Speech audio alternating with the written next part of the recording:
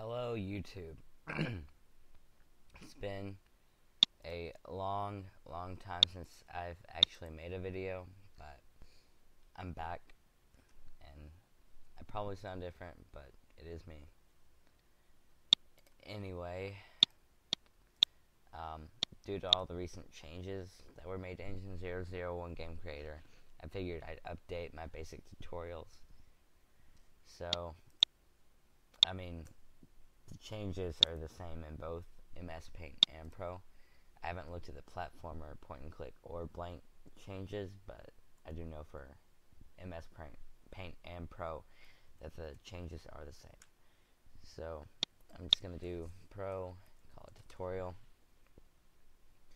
and I like the new version. Personally, it's a lot cleaner. The biggest difference is in the actual management and tools and all that. So first off, I'll just go over the toolbar up here.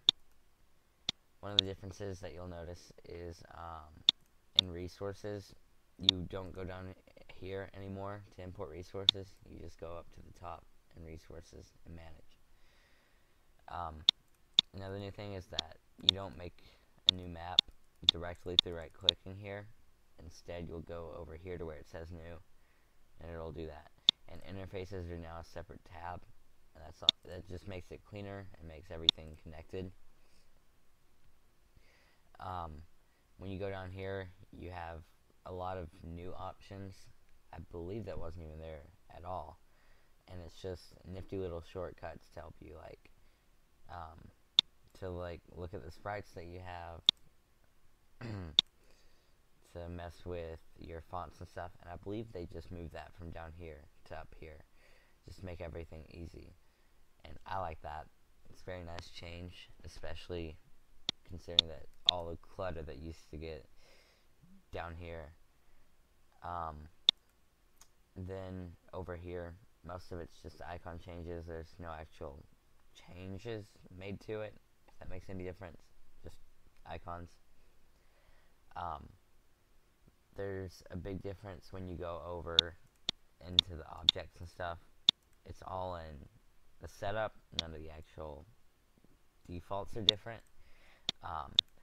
You'll notice that all the icons are different, and they're just easier to understand. And then this change I really don't like, just because it's really small on my screen, to where it shows you a preview of all the items in that tile set, or some of the items in that tile set, so that you know what you're going to be seeing.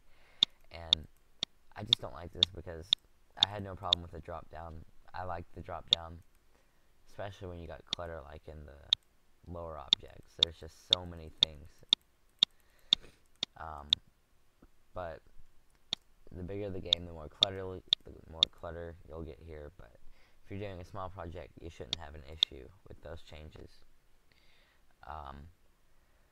So I'll go ahead and I'll do the basics now. So we're just going to create a basic house with a basic pickup quest, like pick up an item. I played around with the new Engine 001 a lot recently. I've been getting back into it. I went for a long while without doing anything with it really, but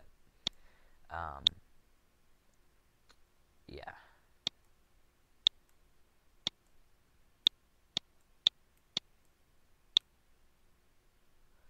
This is one thing that I've started doing, is to use the lower wall to show the indoors part, just because it shows the differentiation. Because sometimes when you go indoors and you have a lot of rooms, it can get confusing, and it's not that big a differentiation, but it helps.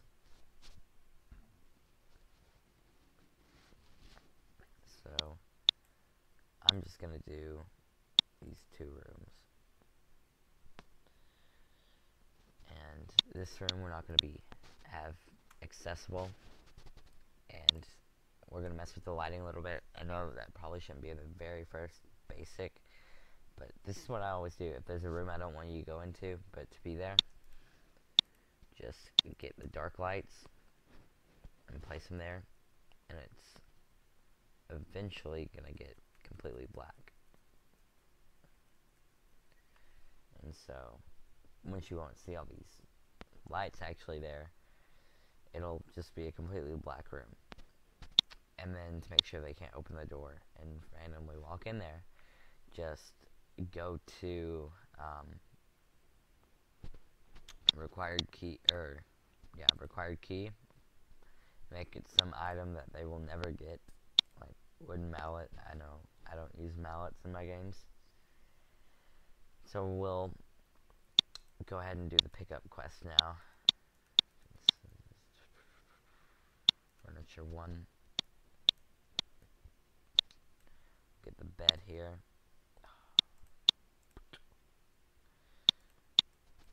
And we'll put a chest, 2 chests over here.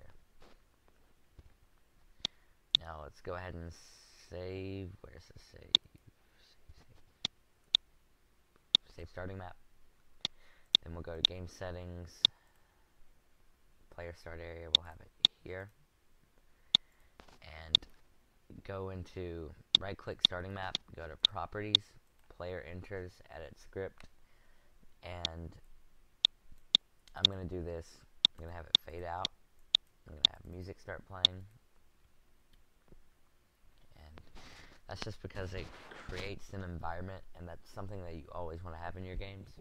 And it's honestly the best way to begin is to think big. And when you think big, it gives you a chance to experiment with things, and although oftentimes your big project will fail, you oftentimes also learn a lot. And so when I do these tutorials now, I want to make them more advanced, because my old tutorials, they weren't advanced at all, even the so-called advanced ones. And so I'll just pick a random song, because it really doesn't matter for the sake of the tutorial.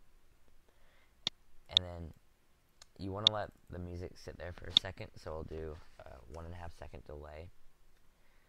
Then we'll have a message box come up saying, I should get my sword.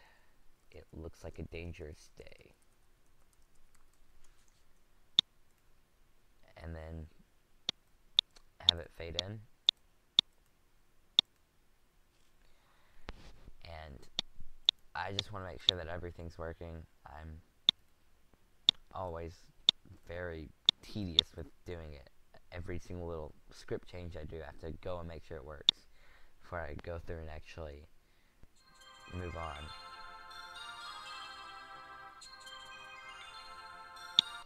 And as you can see, it worked. And that's always the point. Like, even though it's such a small thing, if that part doesn't work, then the rest of your entire map won't. Anyway, we need to go into variables, which I haven't messed much with, but should be statistics, right? No. I'm doing learning right now.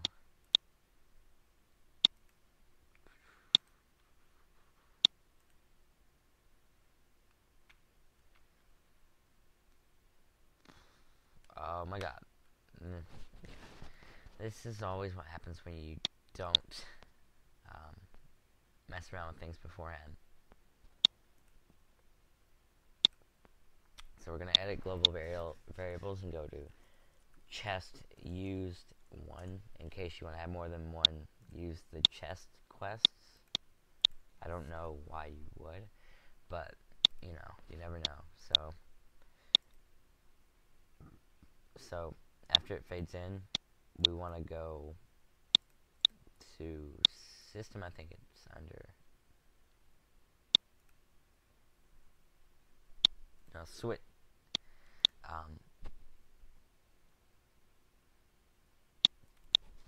Comparison branch. Wait. No, I'm sorry. I'm not thinking right. So we need to put a zone here, like where he goes to walk out. And a new collided with actor player. So like if the player tries to walk out of the room, it'll say that he can't unless he can. So comparison branch, global variables, and if chest used 1 is not equal to 1, meaning that we have used the chest, and I'll explain as to how it will be set to 1 once we actually do that, then it'll give us a little message saying, then it won't say anything actually, but I gotta put in that message box. Just because you can't choose right, as far as I know, before you do left. But if it's not set to 1, it'll say, I need to go back and get my sword.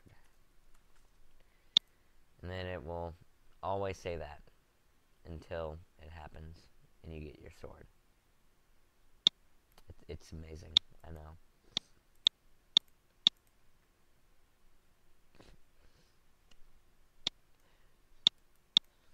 So then just do, cancel, do a zone by the chest here. Action key press being above zone. Do a message box saying, I found my sword, yay. And obviously you'd have more advanced things than this, but I mean, it's a tutorial.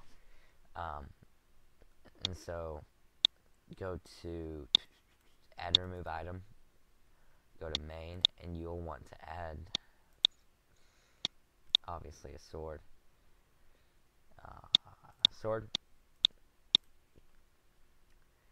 And then go to variable operation and set chest use 1 to 1. And so I'll go ahead and show you both to where when we play the game we go down and we go without doing the objective, and then after we do. Oh, no.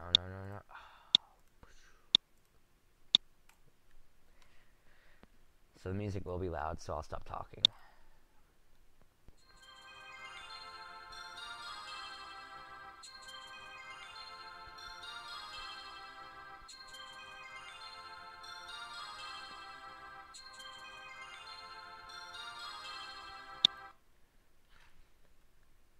So that's it for the very basic tutorial part 1.